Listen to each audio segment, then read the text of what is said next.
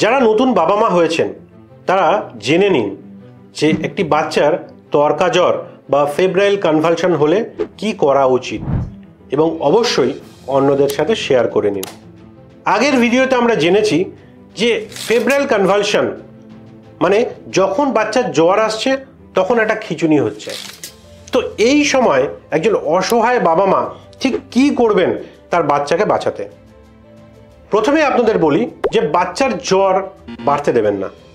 যখন বাচ্চার জ্বর আসছে ওকে জলপট্টি দিন, বডিটাকে ঠান্ডা রাখুন এবং যদি দেখেন যে এ সত্ত্বেও আপনার বাচ্চার জ্বর আসছে তখন জ্বরের ওষুধ পরিমাণ মতো দিন, যেটা আপনার পেডিয়াট্রিশিয়ান আপনাকে প্রেসক্রাইব করে দিয়েছে।